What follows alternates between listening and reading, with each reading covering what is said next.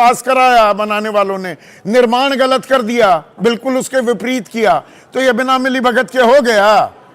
अब यही दो बात छोटे है मोटे कि अधिकारी खेल लेते हैं या ऊपर तक का खेल है ये? कोई देखिए जो भी चीजें, अब तो ये विषय सामने अब आया है।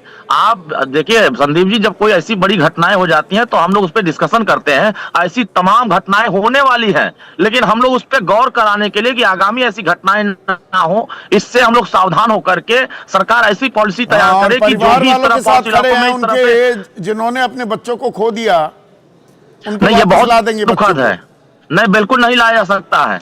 इसके गुनाहगार वो लोग हैं जो लोग संचालन कर रहे हैं। ये गुनाहगार वो लोग हैं जो बच्चों को डार्क में रख करके फीस लेकर के उनको ट्रेनिंग देने के लिए एक कैद करके रखते हैं। ऐसे लोग जिम्मेदार हैं। ऐसे लोगों पर भी कार्रवाई होनी चाहिए, ऐसे लोगों को सजा मिलनी चाहिए, और हमारी सरकार ऐसे लोगों को सजा देगी और पूरा दुनिया देखेगा, पूरा देश ये सरकार जो कहती है वो करती है। मनोज का बिल्कुल करेगी। ताल ठोक रहे हैं अरुण राजभर।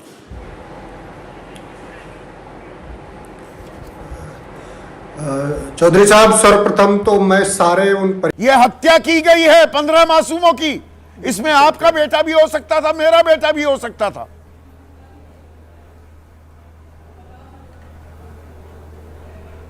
बिल्कुल सही कह रहे हैं आप, मैं इस बात से बिल्कुल नहीं नकार सकता हूँ। इतनी हृदय विदारक घटना, और ऐसी घटनाओं में जो है लापरवाही साफ दिख रही है, और लापरवाही के प्रति जो है सख्त कार्रवाई जो है तय है, ये मैं आपके माध्यम से बताना चाहूँगा। लेकिन अभी की जो स्थिति परिस्थिति है उसमें जो है सबसे पहले राहत होनी चाहिए।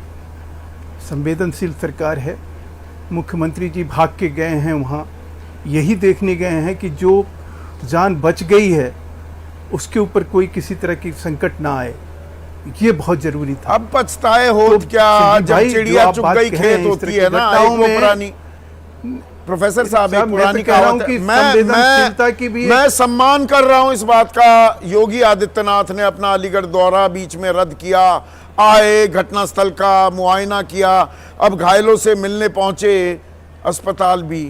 पर ये उन्हें बताइए, उन माता पिता को जिनके बच्चे जब आग लगी बाहर निकलने का रास्ता नहीं मिला, घबराकर बाथरूम में छिप गए, क्या हुआ होगा उनके साथ?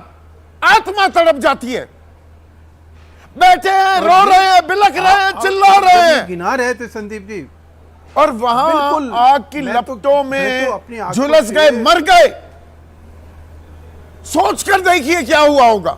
देखिए मैं आपको बताऊं कि बिल्कुल हमने तो कभी एक टाइम में मैंने कवर भी किया उपहार अग्निकांड, उस समय की जो भयावह स्थिति देखी, आज भी जब याद करता हूं तो रोंगटे खड़े हो जाते हैं। आप समझिए कि इस तरह की घटनाएं, अभी आप गिनती गिना रहे थे कि इतने में इतने मरे, इतने में इतने मरे, इतने में इतने मरे। संदीप भाई, आपको सुन के हैरानी होगी कि ऐसी अग्निकांड के लिए 6 महीने की सज़ा जो है वो कानूनी रूप से दी जाती है, और इसी को ये मान लिया जाता है कि भाई अग्निकांड जो है वो एक दुर्घटना है, वो कोई घटना नहीं है। इसलिए जब आपने कहा कि इस तरह की घटनाओं पे जब लीपाप होती है, जब किसी तरह से व्यवस्था जो है वो सजग नहीं होता है, और बार बार ऐसी घटनाएं होती है और ये जान जाती है, और तब हम इस चीज के लिए कहीं कहते हैं कि जागते हैं क्या? तब भी 19 दिन पहले की बात है, दिल्ली में बड़ी हाय तौबा मची।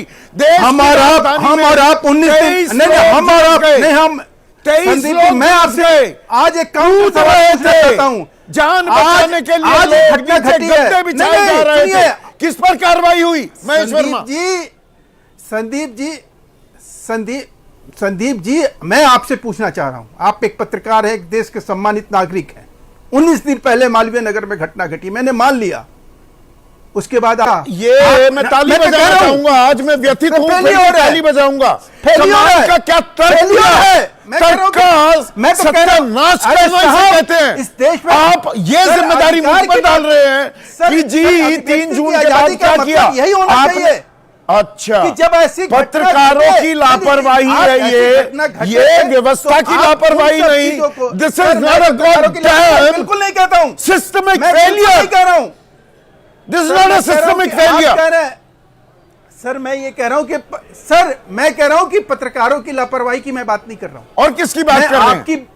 मैं ये कह रहा हूं कि जो चीज मैं आपको यह कहना चाह रहा हूं, संवेदनशीलता जो होती है, जब इस तरह की घटना घटती है तो उसको जिस तरह से कनेक्ट किया जाता है, मतलब चमड़ी इतनी मोटी हो गई है हमारे सियासतदानों की, और ये ऐसा नेक्सस है नौकरशाहों का, सबकी जेबें गर्म हो रही हैं, गलियाली आंसू यहाँ पर बहाते हैं, और उसके बाद अगली आग का इंतजार करेंगे, अगले अग्निकांड यानी कि अगले हत्याकांड का इंतजार। मैं कह रहा हूं कि आप समझ रहे कि सर हमारी सरकार की प्राथमिकता यही रही है। मैंने आपसे शुरू में क्या कहा कि कानूनी रूप से 6 महीने की सजा होती थी, आज उसमें आजीवन कारावास और 5 साल की सजा है, लोगों को कहीं सबक सिखाने की। मैं तो आपसे कह रहा हूं, सबक सिखाया आपने दिल्ली में कि जो आप सबक सिखा दिया, 28 घंटे लगे रेखा गुप्ता को आने में, और एक पब्लिक हेल्थ इंस्पेक्टर जो कॉन्ट्रैक्चुअल था, जो ठेके पर था, उसको नौकरी से निकाल दिया। किस पर कार्रवाई, किस पर तलवार चली, किस पर गाज गिरी, अरे बता रहे हैं आप मुझे? सर मैं आपको बताना चाहूंगा, मैं आपको बताना चाहूंगा कि ऐसा नहीं है। 770 ऐसी इमारतें हैं जिसका बकायदा डेमोलिशन हुआ है दिल्ली में, और ऐसी अवैध बिल्डिंगें पाई गई है। यह घटना जो है कहीं ना कहीं इस बात को स्थापित किया कि अगर इस तरह की दिल्ली शहर में घटनाएं घटेंगी और इस तरह से मौत का तांडव कहीं दिखाई पड़ेगा, तो निश्चित रूप से इस तरह की कार्रवाई जो है लाजमी है। सिमिलैरिटी है, जो समानता है दोनों अग्निकांडों में, आपको थोड़ा सा व्यथित और अचंभित नहीं करती है क्या प्रोफेसर महेश वर्मा? सर यहाँ तो एक मिनट सुनिए ना, मैं वो संदीप समानता भाई, मैं तो कहा कि हृदय घटना है। मैं आपने कहा कि हत्या है, मैंने कहा हत्या है, सर हत्या है, लेकिन राजनीतिक रूप से इसके ऊपर राजनीति रोटी सेकी जाएगी।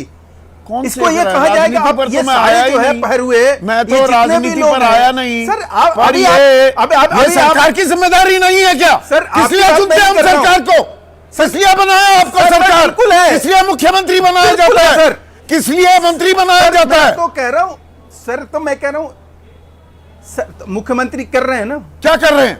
गए या नहीं गए, क्या कर रहे हैं? अब बताता हूं क्या कर रहे हैं, अब बताता हूं मैं आपको क्या कर रहे हैं, सुनिए। हाँ, ये अलीगंज अग्निकांड, इसमें लेटेस्ट अपडेट क्या आई है सुनिए। जिस बिल्डिंग में आज आग लगी उस बिल्डिंग का मानचित्र पास था, लेकिन निर्माण बिल्कुल उसके विपरीत हुआ। सुनिए, खुला खेल फरुखाबादी, दिए तले अंधेरा, अलीगंज इलाके में सेटबैक कवर करके निर्माण किया गया था। धीरेन्द्र और रेसिडेंशियल एरिया था, मानचित्र रेसिडेंशियल एरिया था, और चल रहा है। आगे बोल रहा हूं, आगे बोल रहा हूं, वो सुन लीजिए। रेसिडेंशियल एरिया था, कमर्शियल तो अब आगे घड़ियाली आंसू बहाने। आप ये कह रहे हैं कि पॉलिटिकल मास्टर ही सिर्फ इसके लिए, तो कौन है सर? हम पहली जिम्मेदारी किसकी होती है? अपनी बात नहीं, अरे भाई आपकी बात मान रहे होते, लाल बहादुर शास्त्री कहते मैं थोड़ा ट्रेन चला रहा था, ट्रेन का एक्सीडेंट मैंने थोड़ा कराया, फिर तो लाल बहादुर शास्त्री वो नजीर जो नैतिकता, उसके बाद तो बहुत का मानदंड पेश किया देश के सामने। हाँ, वो नैतिकता, वो तो आपने तो बता दिया, राजनाथ सिंह ने बता दिया था, ये तो एनडीए की सरकार है, यहाँ इस्तीफे होते नहीं। आप तो यही बता रहे हैं ना, फिर तो किसी का इस्तीफा होने की जरूरत ही नहीं है। सर मैं कह रहा हूं कि लाल बहादुर शास्त्री ने इस्तीफा दे दिया। किस यूनाइटेड किंगडम के इंग्लैंड के प्रधानमंत्री कि देश को जो भरोसा दिया था वैसे नहीं चला पाया, तो इस्तीफा दे रहा हूं। आप मुझे नया पाठ पढ़ा रहे हैं। सर देखिए, आज एक हृदय विदारक, सर आप हृदय विदारक आज घटना घटी है, इस घटना को लेकर इस तरह की चीजों का, इस तरह के संदर्भों का अगर आप इस तरह के संदर्भ गलत हो जाते हैं अनिल यादव, ये संदर्भ गलत दे रहा हूं मैं, या सिस्टम को इस कुंभकर्णीय निद्रा से झकझोरना जरूरी है, पोल खोल करना जरूरी है, वरना नहीं मानने वाले, ये सिस्टम नहीं सुधरेगा।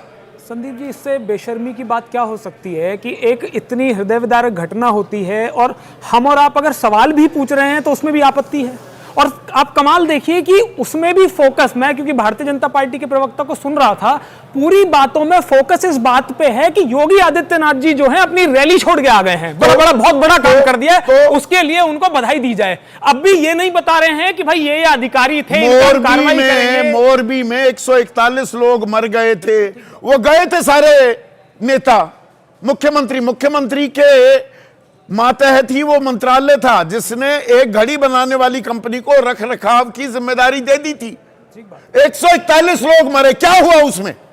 आप मोरबी कहां जा रहे हैं? मैं तो कह रहा हूं हाथरस की भी कुछ दिन पहले भगदड़ की घटना हुई थी, 121 लोग मारे गए थे। बताइए कुछ हुआ हो तो उसमें। और यहीं लखनऊ में लेवाना होटल में आग लगी थी, 4 लोग मारे गए थे। कुछ हुआ ये बताइए, उसके बाद फिर से ये इंसिडेंट हो जाते हैं। तो बात तो यही है कि सरकार सोई हुई क्यों है, और उसका कारण नहीं, उसमें देखिए आपकी भी सरकारें हैं, नहीं, कर्नाटक में आपकी सरकार है, हिमाचल में है, तेलंगाना में है, अब केरल में भी हो गई। जी बिल्कुल। ये तो जब मैं सिस्टमिक फेलियर कहता हूं, ये नेक्सस है ना, सब मिले हुए हैं, सब पैसे खाते हैं, सब ये बिल्डिंगें ऐसे ही पास होती हैं। नहीं संदीप जी, कड़वी हकीकत तो ये है। ऐसा कहकर क्या उन बच्चों के जो कतई नहीं, मैं है, उनको कुछ भी आप मरहम लगा पाएंगे? यहाँ पर तो मायावती कम से कम पते की बात कह रही है कि सबको बैठकर इसे ठीक करना होगा। सबसे पहले तो मुझे आपत्ति है कि आप इस मामले को जनरलाइज तो करिए ही मत कि कांग्रेस में भी होता है, यहाँ भी होता है। नहीं, पहले ये हुआ है तो ये क्यों हुआ है, ये बात और उसके बाद आगे नहीं होगा, इसकी क्या गारंटी है?